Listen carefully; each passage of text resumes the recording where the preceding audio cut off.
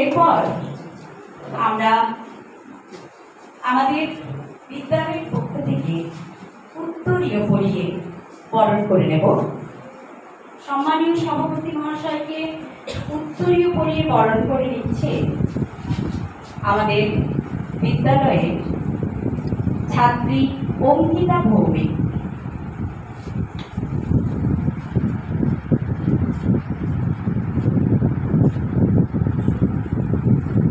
এরপর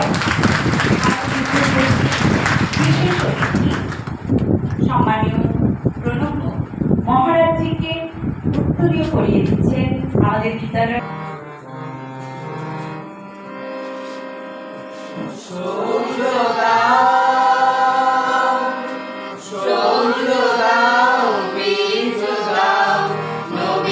জীবন দাও, পরায় অপরাধীতা দাও, দেব চেতনা দাও, শৌর্য দাও, শৌর্য দাও, বীর্য দাও, নবীন জীবন দাও, পরায় অপরাধীতা দাও, দেব চেতনা দাও।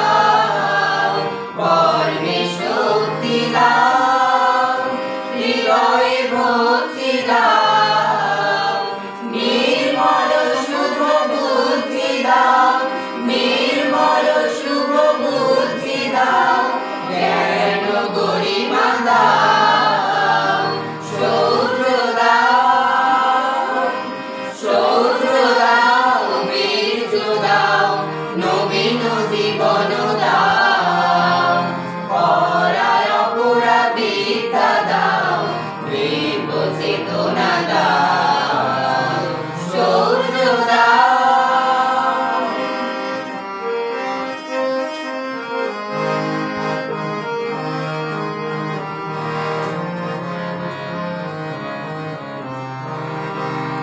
ত্যাগীতে মতি দাও,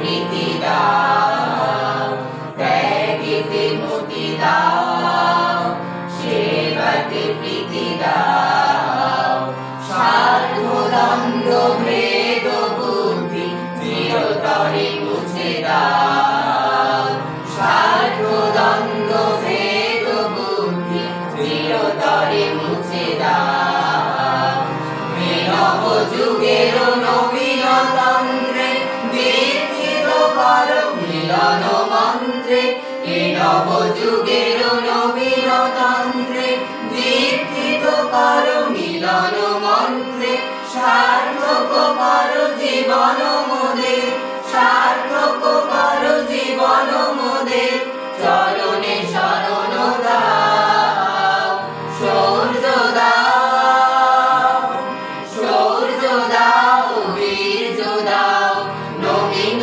জীবন দাও, পরায় অপরাধীতা দাও, দেব চেতনা দাও, শৌর্য দাও।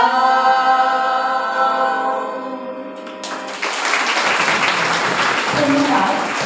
আর তারা কিন্তু বিশেষ পুরস্কারে পুরস্কৃত হবে। এই প্রশ্নোত্তর পর্বটি চলবে 30। নমস্কার। হে ভারত, এই পরাণ পদ, পরাণ করণ, পরাণ শিক্ষা, এই দাস সুলভ দুর্বলতা, এই ঘৃণিত জঘন্য নিষ্ঠুরতা, এই মাত্র সম্বলে তুমি উচ্চাধিকার লাভ করিবে। এই লজ্জাগণ কাপুরুষতা সহায়ে তুমি বীরভঙ্গার স্বাধীনতা লাভ করিবে। হে ভারত, ভুলিও না তোমার নারী জাতির আদর্শ, সীতা, সাবিত্রী, দময়ন্তী, ভুলিও না তোমার উপাস্য উপানা, সর্বত্যাগী শঙ্কর, ভুলিও না তোমার বিবাহ, তোমার ধন, তোমার জীবন, ইন্দ্রিয় সুখে, নিজের ব্যক্তিগত সুখের জন্য নহে। ভুলিও না, তুমি জন্ম হইতে মায়ের জন্য বলি প্রদত্ত। ভুলিও না, তোমার সমাজ বিরাট মহামায়ার ছায়া মাত্র। ভুলিও না, নিজ জাতির মূর্খ, দরিদ্র, অজ্ঞ, মুচে, মেধন তোমার রক্ত, তোমার ভাই।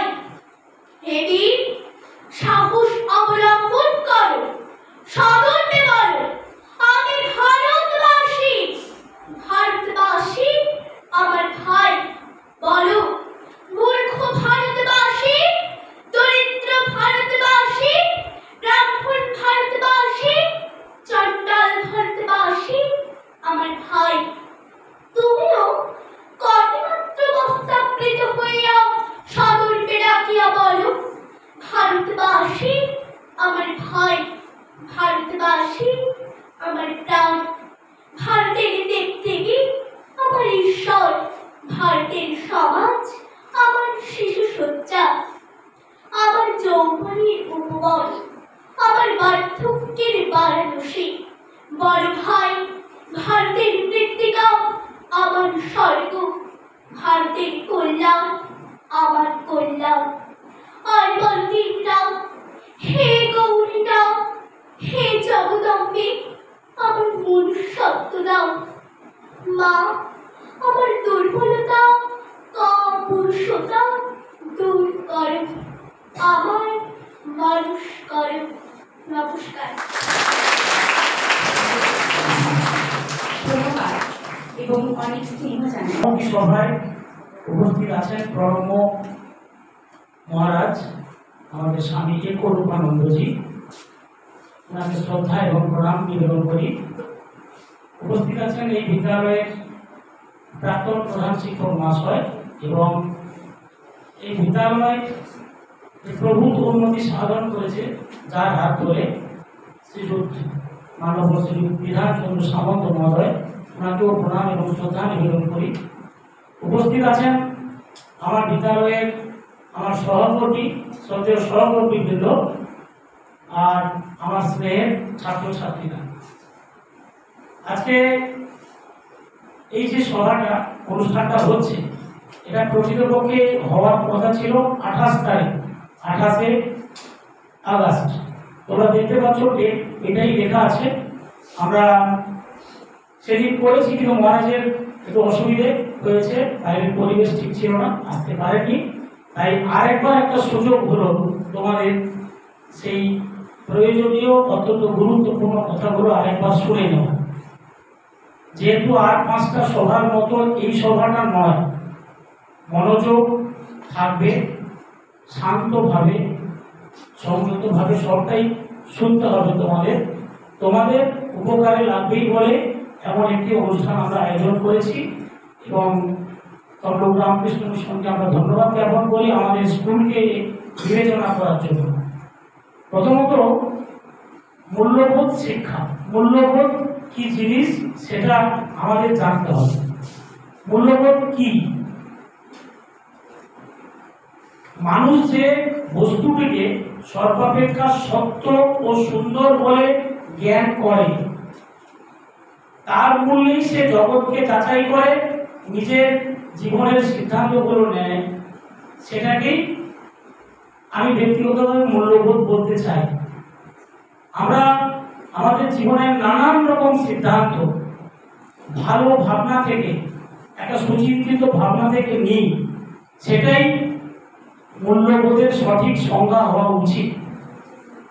আমরা ভারতীয়রা আমাদের ঐতিহ্য, আমাদের প্রাচীনত্ব, আমাদের প্রাচীনকালের যে ঐতিহ্য, সেটা আমাদের অনেকটা শক্তিশালী এবং ক্ষমতাবান করে, যদি আমরা সেটা প্রয়োগ করতে চাই। আমরা যদি দেখি যে পিতৃদেব ভব, মাতৃদেব ভব, আচার্য দেব ভব। পিতা মাতাকে সম্মান শ্রদ্ধা করা, আচার্য মানে গুরুদেব, শিক্ষক শিক্ষিকাদের সম্মান জ্ঞাপন করা, এটাই প্রথম মূল্যবোধ। তোমাদের মনে এই মূল্যবোধটাই প্রথম থাকতে হবে। আমরা যদি একটু রামায়ণ মহাভারতের দিকে যাই, তোমরা দেখবে অনেক উৎকৃষ্ট চরিত্র ওখানে রয়েছে। শ্রীরামচন্দ্র, প্রভু রামচন্দ্রের চরিত্র যদি আমরা দেখি, তিনি পিতার আদেশ শিরোধার্য করে পিতাকে এমনটা সম্মান এবং শ্রদ্ধা করতেন। দশরথ ওনার পিতা, তার আদেশ তিনি মাথায় নিয়ে বনবাসে গিয়েছিলেন। এটা পিতৃ মাতৃ সম্মান স্বরূপ বলে বলতে পারি, এটা উৎকৃষ্ট উদাহরণ। আবার শ্রীরামচন্দ্রের দুই ভ্রাতা লক্ষণ এবং ভরত, তাদের যে দাদার প্রতি শ্রদ্ধা, দাদাকে রক্ষা করা, দাদার সঙ্গে দাদার সিদ্ধান্তকে সম্মান জানানো, এটা ভাতৃবাৎসল্য তারই প্রমাণ দেয়। আবার উল্টো দিকে যদি তাকাও, কুম্ভকর্ণ, তিনি রাবণ তার দাদা, রাবণের কথাই শিরোধার্য করে তিনি দাদার সঙ্গে থেকে পুরো যুদ্ধটাই করেছেন। এটাও ভাতৃবৎসলের নমুনা। এটাই ওনাদের কাছে মূল্যবোধ। সেই মূল্যবোধের পরিচয় তারা দিয়েছেন। কোনোটা আমরা শুভ চোখে দেখি, কোনোটা আবার অশুভ চোখে দেখি, কিন্তু ব্যক্তি তার সিদ্ধান্ত তার সময়ের সঙ্গে সঙ্গে তিনি নিয়েছেন। বিচার আমাদের। আর বলতে চাই, মূল্যবোধের এই যে মূল্যবোধ, সম্মান শ্রদ্ধা জানানোর, গুরুজনদের আদেশ মেনে চলা, তাদের নির্দেশ মেনে চলা, এগুলো বর্তমান সমাজ ব্যবস্থায় কেন এই সেমিনারটি করা দরকার, আমরা দেখতে পাচ্ছি বর্তমান প্রেক্ষিতে মূল্যবোধের অবক্ষয় হয়েছে। আমরা দেখতে পাচ্ছি সমাজের ভিন্ন ভিন্ন স্তরে আমরা দেখতে পাচ্ছি আমাদের যে মূল্যবোধ, ভ্যালু এডুকেশন, সেটার কোথাও না কোথাও তার অপব্যাখ্যা হচ্ছে, অপপ্রয়োগ হচ্ছে, এবং কোথাও কোথাও প্রয়োগ হচ্ছেই না। মূল্য আমরা জানি, প্রাইস, মূল্য মানে টাকা দিয়ে আমরা সবটাই পরিমাপ করি। বর্তমান তাই হয়। একজন ভালো ডাক্তারবাবু, একজন ভালো ইঞ্জিনিয়ার, ভালো শিক্ষক শিক্ষিকা, তারা যে কাজটা করেন, সেই কাজটা যদি 1 নম্বর ভাবেন, অর্থটাকে যদি 2 ভাবি, তাহলে মূল্যবোধ ঠিক থাকে। আমি যদি অপ্রয়োজনীয় কতগুলো ওষুধ লিখে দিই, কতগুলো টেস্ট লিখে দিই গরিব মানুষের উপরে, তাহলে কোথাও না কোথাও ডাক্তারের মূল্যবোধের অবনমন হয়েছে। যিনি দেশপ্রেমিক, তিনি তার একমাত্র লক্ষ্য হওয়া উচিত দেশ মাতৃকাকে ভালোবাসা। যিনি সাহিত্যিক, তিনি টাকার বিষয়ে গুরুত্ব না দিয়ে প্রথম গুরুত্ব দেবেন তার সাহিত্য সৃষ্টি। এটাই তার কাছে ভালো মূল্যবোধের নমুনা বলে আমরা ধরে নিতে পারি। তোমাদেরকে আগের দুটো প্রোগ্রামে অনেকেই তোমরা ছিলে, কিছু কথা বলেছি। আজকেও আমি সেরকম বলতে চাই তোমাদেরকে, যে বর্তমান প্রেক্ষিতে যেটা তোমাদের অ্যাভয়েড করে থাকতে হবে বা দূরে থাকতে হবে, কি জিনিস না, কোনো কোনো ক্ষেত্রে ডাক্তার রোগীর সম্পর্কটা হচ্ছে অর্থে, ছাত্র শিক্ষক সম্পর্কটা হচ্ছে অর্থে, কোনো কোনো ক্ষেত্রে মেধাবী ভদ্রঘরের ছেলেরা খুব মেধাবী, তাদের ভেতরকার যে চরিত্র তাদের বাস্তব জীবনে ফুটে উঠছে, সেটা কিন্তু মেধার পরিচায়ক নয়। এটাও কিন্তু মূল্যবোধের অবক্ষয়। তোমাদেরকে এই সময়কালে দাঁড়িয়ে আমি কয়েকটা জিনিস বলতে চাই। যে দেখবে, রাজনীতি সবসময় ছিল, থাকবে, নোংরা রাজনীতি, সেখান থেকে তোমাকে দূরে থাকতে হবে। আর কি সামাজিক দুর্নীতি, তোমরাও বুঝতে পারবে, তোমরা তরুণ কিশোর, সামাজিক দুর্নীতি থেকে তোমাদেরকে সরে থাকতে হবে, প্রতিবাদ করতে হবে, তবেই প্রকৃত মূল্যবোধ। অপসংস্কৃতি, অনেক রকম সংস্কৃতি হয়, ভালো খারাপ, এইটা তো অপসংস্কৃতির বিরুদ্ধে তোমাদের সুষ্ঠু সুন্দর মূল্যবোধের পরিচয় দিতে হবে। আর তরুণ সমাজ মাদক ড্রাগ এর নেশায় আসক্তি তোমরা দেখতে পাবে। তরুণ প্রজন্ম ধীরে ধীরে ওই নেশার দিকে চলে যায়। ফলে তোমাদেরকে মূল্যবোধের শিক্ষাটা যদি সঠিক থাকে, আমাদের যারা তরুণ ছাত্ররা, তোমাদের কাছে এটাই নির্দেশ এই অনুষ্ঠানের সারমর্ম যে কোনো মতেই নইব চ, ওই লাইনে ওই রাস্তায় আমি যাব না। এটাই তোমাদেরকে আজকে মূল্যবোধের শিক্ষা এই প্রতিজ্ঞাটা গ্রহণ করতে হবে। কুপ্রবৃত্তি আমাদের সবার মধ্যে এই জিনিসটা দেখা যাচ্ছে, সমাজের সর্বস্তরের মানুষের মধ্যে একটা স্বার্থপরতা, একটা আত্মকেন্দ্রিকতা। এইটা আমরা যে কাজের জন্য ব্রতী, সেই কাজটা আমাকে 1 নম্বর করে বাকির চক্করে এগোতে হবে। কোথাও না কোথাও দেখতে পাচ্ছি আমরা সমাজের বিভিন্ন স্তরে যে মূল কাজ থেকে অনেকটা দূরে আমাদের দৃষ্টি নিক্ষেপ হয়ে যাচ্ছে, সরে যাচ্ছে। আমি বক্তব্য দীর্ঘায়িত করব না, খালি শ্রদ্ধা থেকে এই মূল্যবোধটা তৈরি হয়। এই শ্রদ্ধা কি থেকে আসে? এই শ্রদ্ধাটা আসে সম্মান এবং বিশ্বাস। সম্মান করতে হবে তোমাকে, নিজেকে প্রথম সম্মান করো। নিজের অ্যাক্টিভিটিস, নিজের যে বুদ্ধিমত্তা, নিজের ব্যক্তিত্ব, তাকে প্রথম সম্মান, তারপর অপরকে সম্মান। সম্মান কেমন? ধরো আমাদের রাষ্ট্রনায়করা যারা দেশ চালাচ্ছেন, নেতা, তাদেরকে আমরা সম্মান করি, অবশ্যই সম্মান করি, কিন্তু বিশ্বাসটা আমরা কম করি। আর সম্মান এবং বিশ্বাস যদি দুটো একসঙ্গে করতে পারি, তবেই কিন্তু মূল্যবোধের প্রকৃত প্রয়োগটা হয়। বিশ্বাস কোথায় করি আমরা? আমরা এমন লোক আছে তাকে সম্মান করি না, কিন্তু তাকে বিশ্বাস করি। যে ক্ষৌরতা আমাকে সুন্দর করে আমার এই ক্ষৌরকর্ম করে, আমার মানে গলা গরদান তার বিশ্বাসের উপর ছেড়ে দিই, সে কিন্তু আমার সম্মানের পাত্র নয়, কিন্তু তাকে আমি বিশ্বাস করে আমার জীবনটাই তার কাছে উৎসর্গ করলাম, আমরা করি। এই বিশ্বাস আর সম্মান, এই দুটোকে যদি একসঙ্গে তুমি আমার ছাত্রছাত্রীরা নিয়ে চলতে পারো, তাহলে কিন্তু এই মূল্যবোধের শিক্ষার যে প্রোগ্রাম, অনুষ্ঠান, অনেকটা আমরা সার্থক হবে বলে ভাবব। আর তোমাদের এই ছোট ছোট ব্রেনে আমরা ছোট ছোট ভাবনাগুলো দিতে চাই। তোমরা আজকে কিশোর, তরুণ, তরুণী, তোমরাই পূর্ণাঙ্গ মানুষ হবে একদিন। মানবতার যে দিকগুলো, সেইগুলো তোমরা সমাজের কাছে তোমাদের কাজের মাধ্যমে তুলে ধরবে। এই জন্যই এই অনুষ্ঠানগুলো আয়োজন আমরা করি। আমি মূল্যবোধের একটা ছোট মানে নমুনা গল্প, সাহিত্যিকের গল্প, ভিখারি ভিক্ষা করছে, ভিখারিনী।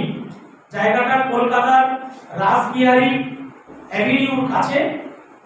দুটো ছোট ছোট শিশুকে নিয়ে ভিখারিনী ভিক্ষা করছে। যাই হয় সেইটা দিয়ে তারা সংসার পরিবার প্রতিপালন করেন। কয়েকদিন ধরে ভিক্ষা করার পর ভিখারিনী অসুস্থ হয়েছেন। তার শিশু পুত্র সেই দায়িত্ব নিয়ে ভিক্ষা করতে এসছে, পরিবারকে চালাতে হবে। তো ভিক্ষা যেটুকু পাচ্ছেন ওই ছোট ছেলেটি, তার পরিবার প্রতিপালন সে করছে। কখনো যদি একটু বেশি হয়েছে কোনোদিন, সে ভাবছে, সে তো একেবারে ছোট, তার মনে অনেক স্বপ্ন থাকে, অনেক ইচ্ছে থাকে। সেটা হয়তো ভাবছে যে আমি আজকে ওইটা খাবো, এইটা খাবো। এটা একটা সাহিত্যিকের গল্প। তো সে একদিন দেখলো তার ভিক্ষা যতটুকু পেয়েছে হয়তো মানে 16 পয়সা। সে ভাবলো 8 পয়সা আজকে চাল খাবার কিনে নিয়ে যাব, আর 8 পয়সা আমি আর আমার ছোট বোন দোকান থেকে, ওই ট্রাইঙ্গুলার পার্কের দোকান থেকে কিছুটা কিনে কোনো একটা সুস্বাদু জিনিস তারা খাবে। ভালো, কিন্তু বাড়ি থেকে একজন পাশের থেকে খবর দিল তোমার মা 103 জ্বর, সাত পূরণ হলো না, ওষুধ কিনে বাড়ি ফিরতে হলো।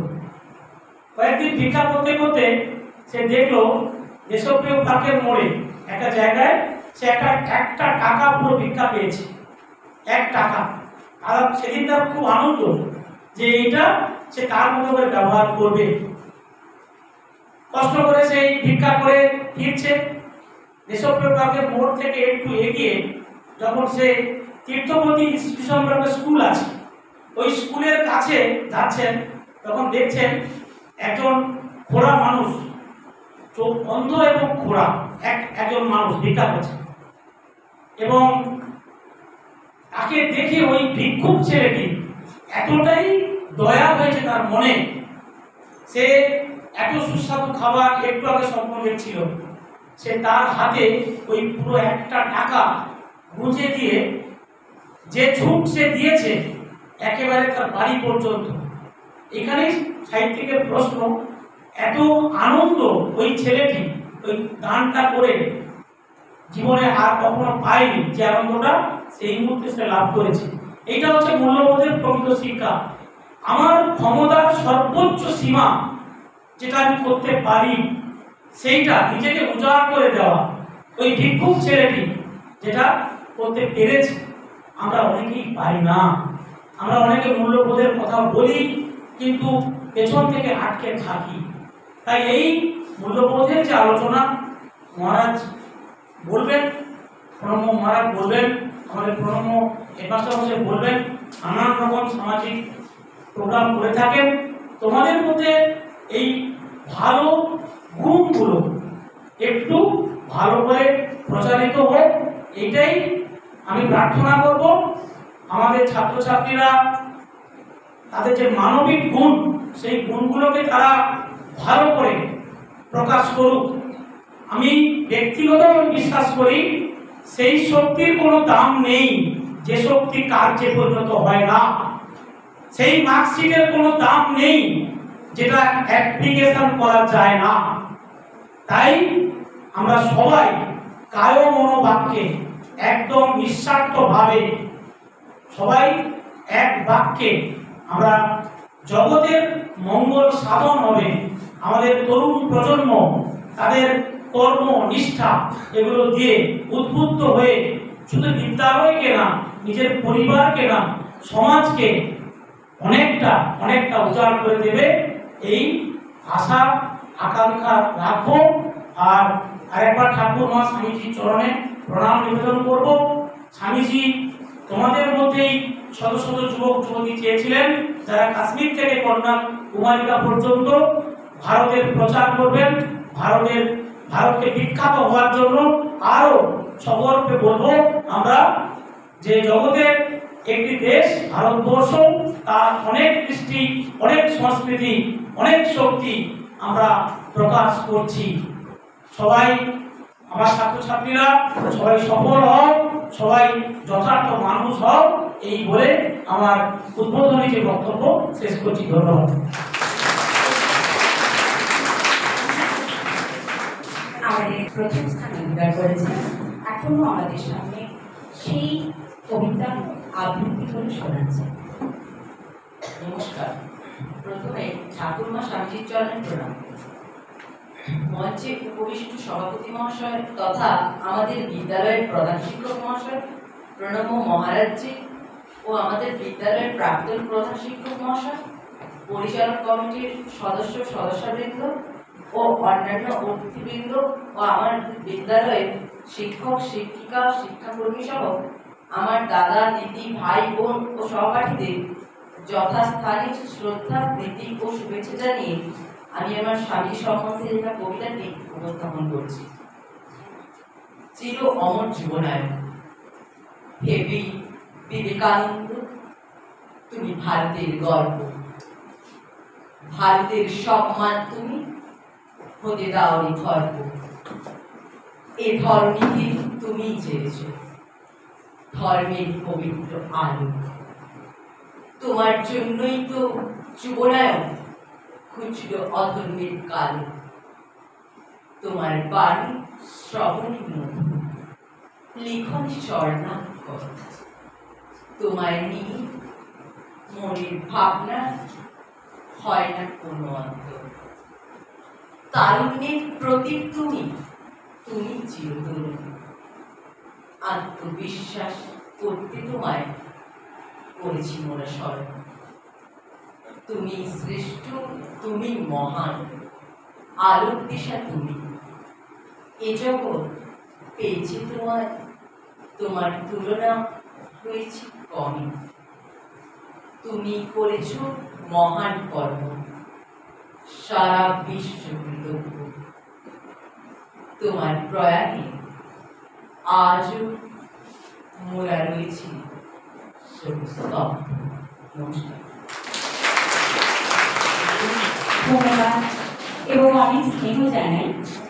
পাদ পদ্মে জয়শ্রীত্ব প্রণমামি মঙ্গল। পরম শ্রদ্ধাস্পদ মহারাজ শ্রী স্বামী একরূপানন্দ চন্দ্র রামকৃষ্ণ মিশন মঠ, আমার অত্যন্ত শ্রদ্ধেয় এই বিদ্যালয়ের প্রধান শিক্ষক এবং আজকের এই মহতী অনুষ্ঠানের সভাপতি শ্রী রামকৃষ্ণ সামন্ত মহোদয়, বিদ্যালয়ের সমস্ত শ্রদ্ধেয় আচার্য এবং আচার্যবৃন্দ, শিক্ষাকর্মীবৃন্দ এবং দেশের ভবিষ্যৎ নাগরিক, আমাদের বিদ্যালয়ের ছোট ছোট ছেলেমেয়েরা, ছাত্রছাত্রীরা, সকলকে যথাযোগ্যভাবে প্রণাম, শ্রদ্ধা এবং শুভেচ্ছা। শুরু হয়েছে শৌর্য দাও বীর্য দাও, এই সঙ্গীত দিয়ে, অর্থাৎ আমরা যেন শৌর্যবান বীর্যবান অর্থাৎ মাথা উঁচু করে থাকার শিক্ষা অর্জন করতে পারি। আজকে অনুষ্ঠানের মূল বিষয় মূল্যবোধ। মূল্যবোধের ধন্য জীবন। আজকে পুরস্কার প্রদান অনুষ্ঠান হবে এবং সেই সঙ্গে মূল্যবোধ সম্বন্ধে আমরা কিছু কথা আলোচনা করছি বা করব। যে কথা আলোচনা হচ্ছে বা হবে তা আমাদের অজানা নয়, প্রত্যেকেরই জানা, কিন্তু তবুও মাঝে মধ্যে সেই বিষয়গুলোর চর্চা করতে হয়। মূল্যবোধ সম্বন্ধে বলার আগে আমি দুটো ঘটনার কথা, দুটো বাস্তবিক ঘটনা।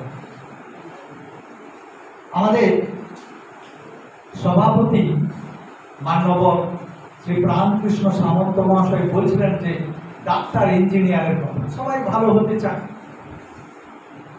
বড় ডাক্তার বড় ইঞ্জিনিয়ার হতে চায়, কিন্তু তাদের কাছ থেকে কখনো কখনো আমরা ব্যথা পাই, তখনই কষ্ট লাগে। একটি উদাহরণস্বরূপ বলি, একটি পরিবারের একজন বাচ্চা ছেলে, তার পেটের যন্ত্রণা হচ্ছে। তো পেটের যন্ত্রণা হতে বাবা মা অতিষ্ঠ হয়ে উঠেছে, ছেলের পেটের যন্ত্রণা কিসের জন্য। ডাক্তারবাবুর কাছে গেছেন, নিয়ে গেছেন চিকিৎসার জন্য। ডাক্তারবাবু তো দেখে টেখে আলট্রাসোনোগ্রাফি ইত্যাদি নানান, এখন তো ব্যবস্থা উন্নত, পরীক্ষা নিরীক্ষা তো করে দেখেছেন যে ভেতরে গল ব্লাডারে একটা স্টোন হয়েছে। হয় স্বাভাবিক, হয় স্টোন হয়েছে। তো ছবি টবি তুলে দেখলেন যে স্টোন হয়েছে। ডাক্তারবাবু বললেন যে এর অপারেশন করতে, এছাড়া তো কোনো ভালো রাস্তা নেই, এটা অপারেশন করতে। কি করা যায়? অগত্যা অপারেশন হবে, টাকা পয়সা ব্যবস্থা হলো। অপারেশনও হলো। অপারেশন হওয়ার পর 3-4 দিন থাকলো, থাকার পর তাকে হসপিটাল থেকে বা তার নার্সিংহোম থেকে ছেড়ে দিয়েছে। নার্সিংহোম ছেড়ে দিয়েছে। ডাক্তারবাবু ভালো ডাক্তার, ডাক্তার হিসাবে তার যথেষ্ট সুখ্যাতি রয়েছে, সেজন্য ওই ডাক্তারবাবুর কাছে নিয়ে গেছে এবং যথাযথভাবে তার অপারেশন হয়ে গেছে, অপারেশন সাকসেসফুল। তো বাড়ি ফিরে এসেছে। বাড়ি ফিরে আসার পর দিন 10-15 পরে তার তো যথারীতি উপশম যা কিছু হয়ে গেছে, ভালো হয়ে গেছে, পেটের যন্ত্রণা নেই। তো আবার পেটের যন্ত্রণা, আবার পেটের যন্ত্রণা কি কারণ? এই তো অপারেশন হলো, ডাক্তারবাবু সব তো করে দিলেন, আবার যন্ত্রণা কিসে? বলে তিনি তখন তার বাবা মা আবার অস্থির হয়ে আবার একজন ডাক্তারের কাছে নিয়ে গেছে। কি ব্যাপার, আপনি দেখুন, এই ডাক্তারবাবু তো অপারেশন করেছেন, এই তার সমস্ত রিপোর্ট, এই ছবি, এই সমস্ত ওষুধপত্র, চিকিৎসা, তা সত্ত্বেও এই কদিন হয়েছে, দিন 10-15 হলো, এর মধ্যে আবার পেটের যন্ত্রণা। তখন সে ডাক্তারবাবু আবার বলে টেস্ট, ওই টেস্ট, ওই এইসব করুন, আবার করুন, আলট্রাসোনোগ্রাফি করুন, আবার কি আছে নাকি দেখা যাক। বলতে আবার টেস্ট করে দেখা গেল সর্বনাশ কাণ্ড।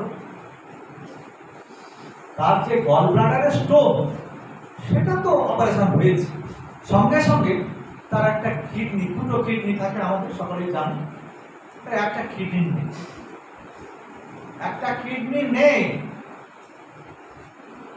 আমরা এরকম ডাক্তার হতে চাই? আমরা এরকম ডাক্তার হতে চাই? আমাদের বাড়ির কেউ এরকম ডাক্তার হোক, আমাদের ছাত্রছাত্রীরা এরকম কোন ডাক্তার হোক। যে ডাক্তার হয়েছেন উনি পড়াশোনায় নিশ্চয়ই ভালো, নিশ্চয়ই বুদ্ধিমান, নিশ্চয়ই জ্ঞানী, এ বিষয়ে কোনো সন্দেহ নেই।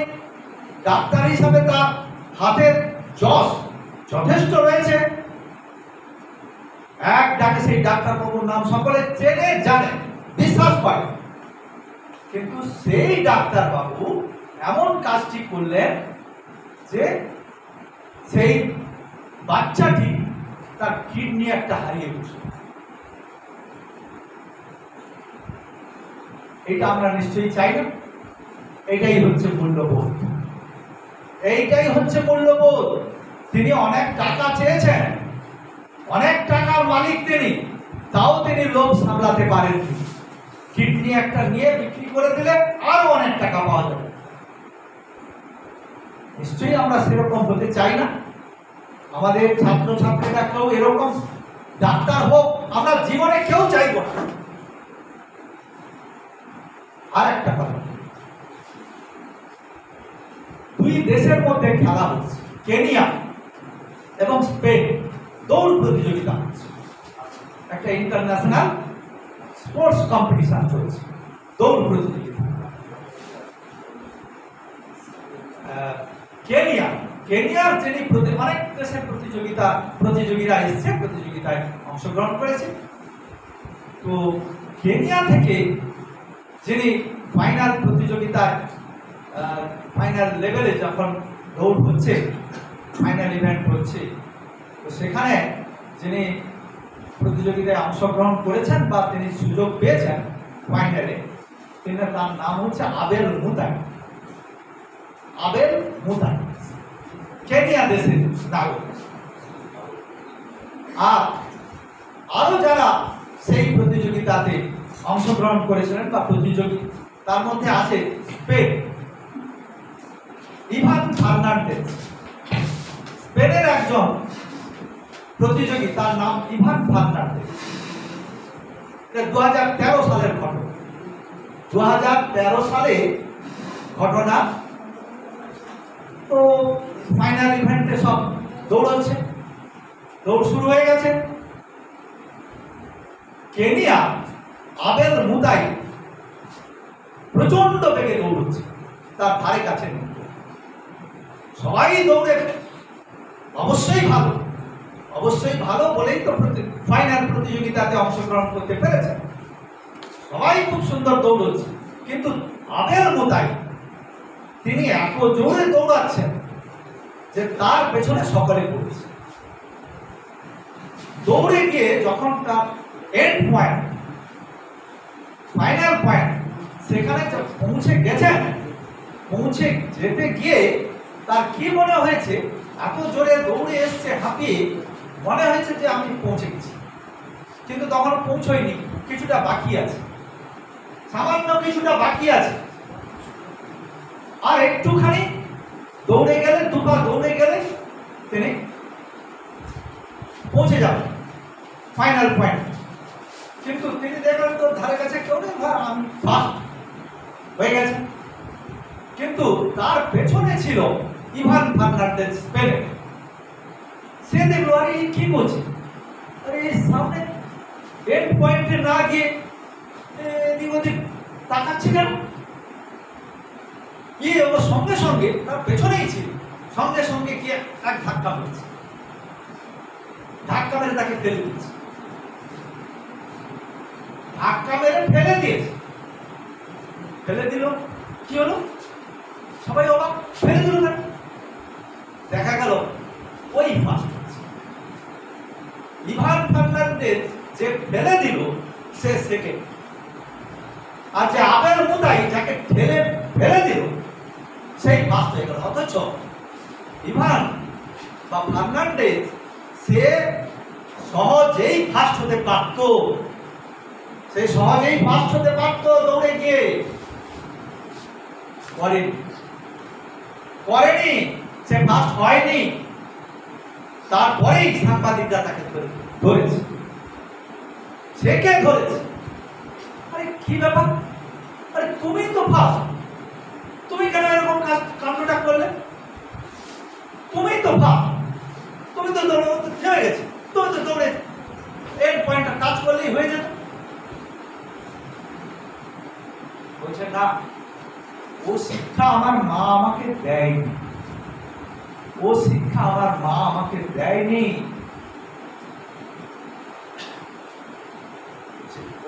ওরই ফার্স্ট হওয়ার কথা, ওরই ফার্স্ট হওয়ার কথা, ওই ফার্স্ট হয়েছে।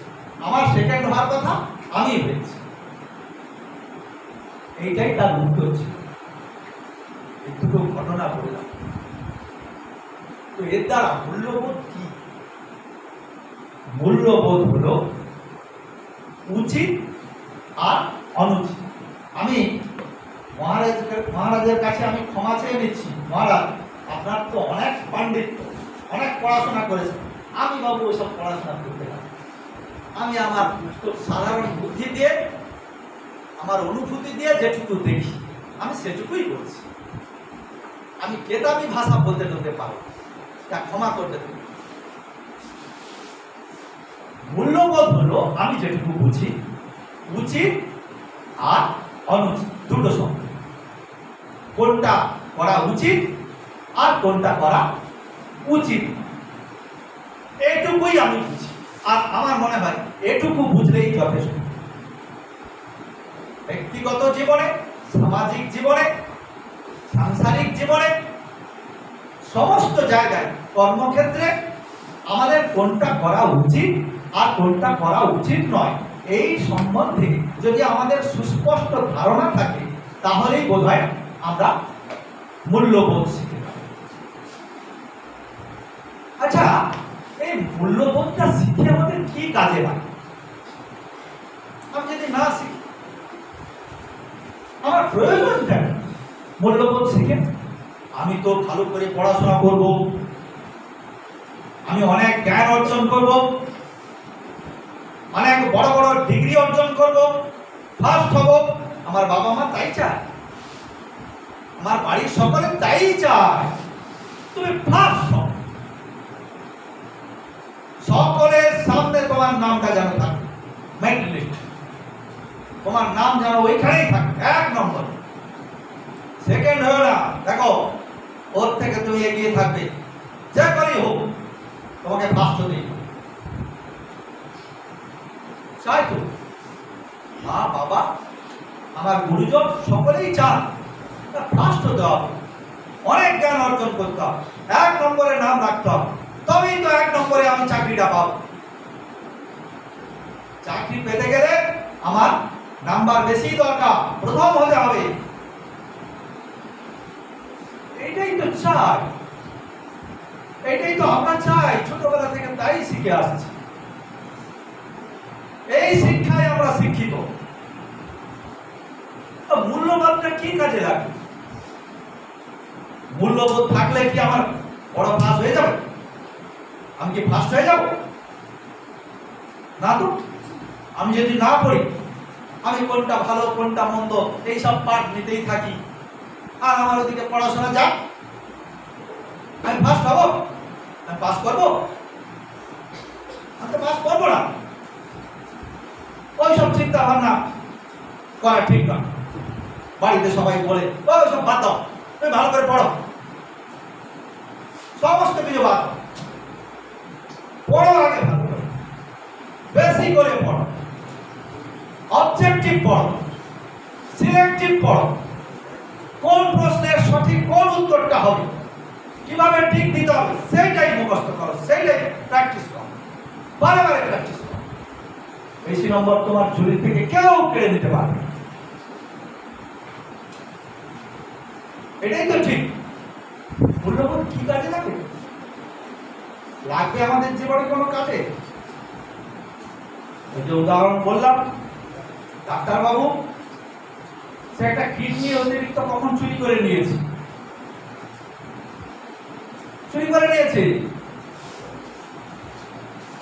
আর ওই যে আবেল মুতাইকে জিতিয়ে দিয়েছে ইভান ফার্নান্ডেজ। আরে না জিতালো তার কি হয়েছে? সে তো নিজেই জিতে যেতে পারতো।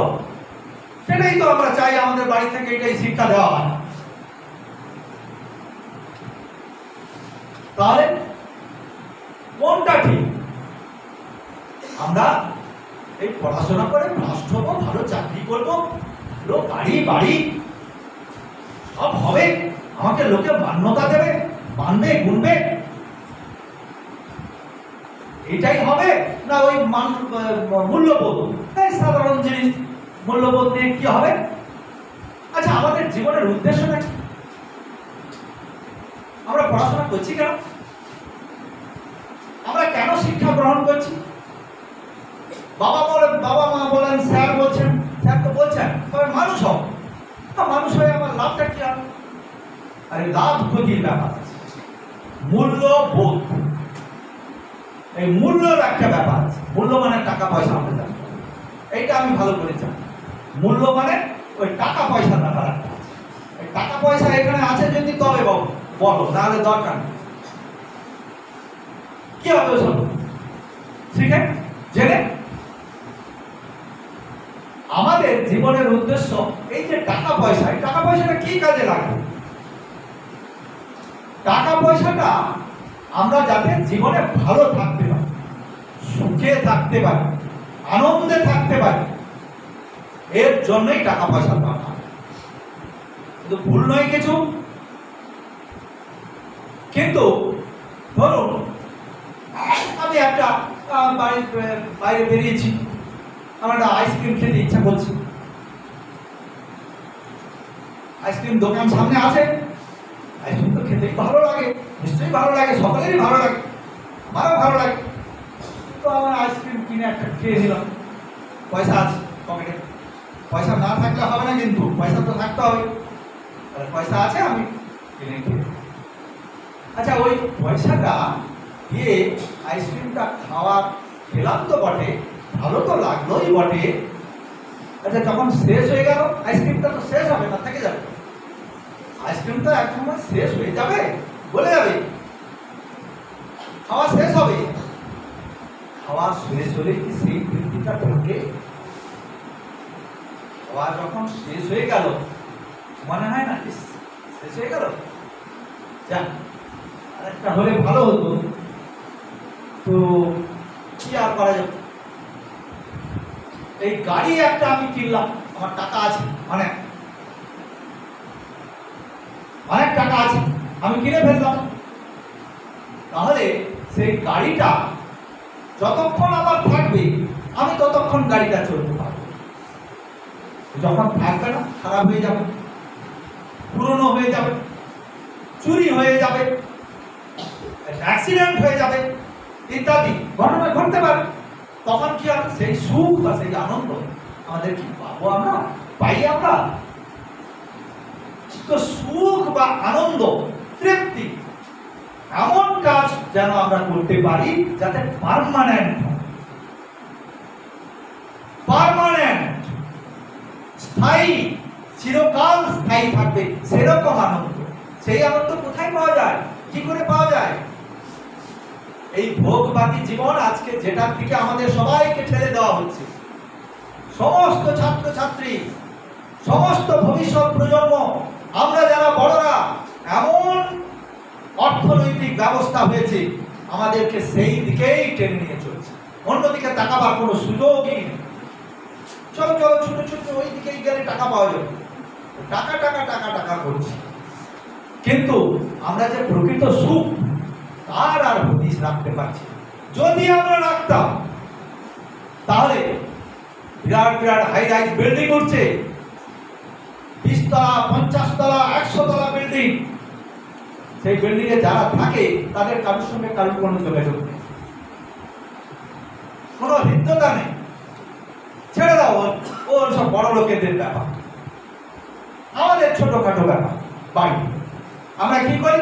খুব সুন্দর একটা বাড়ি করলাম, জায়গা কিনলাম, বাড়ি করলাম, বাড়ি করে সুন্দর করে সাজিয়ে ফেলছি, চারিদিকে চকচকে আসবাবপত্র, আধুনিক আসবাবপত্র, শোকেসে সব কি সুন্দর সাজানো, সব বাড়িতেই আছে। এমন বাড়ি, এত সুন্দর বাড়ি, কিন্তু সেখানে লোক যেতে ভয় পায়, বাইরের লোক, অতিথি যেতে ভয় পায়। কেন? না বাবু, তাদের তো দামি দামি আসবাবপত্র, কোথায় বসে পড়বো, আবার কি বলবে, আবার বাড়ির মালিকও ভাবে এই লোক এসছে, একে বাইরে থেকে জামা কাপড় পরে একে বসতে দেওয়া যাবে তো, একটু আমার সব নোংরা করবে মনে হয়। মন ছোট, আমার জন্য, শুধু আমার জন্য, শুধু আমার কথা ভাবছি, আমি ভোগ করব, অন্যের কথা না। তাহলে আরো বলবো যে এখনকার দিনে ডাবল ইনকাম ফ্যামিলি বেড়েই চলছে, স্বামী স্ত্রী দুজনেই চাকরি, ছেলে মেয়েদের দেখার সময় নেই, নিজেদের দেখারও সময় নেই,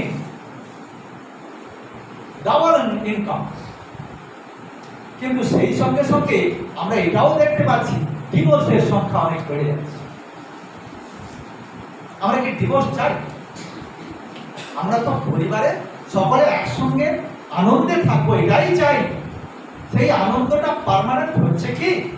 আমাদের টাকা বাড়ছে, যত টাকা বাড়ছে তত দুঃখ বেড়ে যাচ্ছে, সুখ কমে যাচ্ছে, এটাই হচ্ছে। ফলে কি করতে হবে?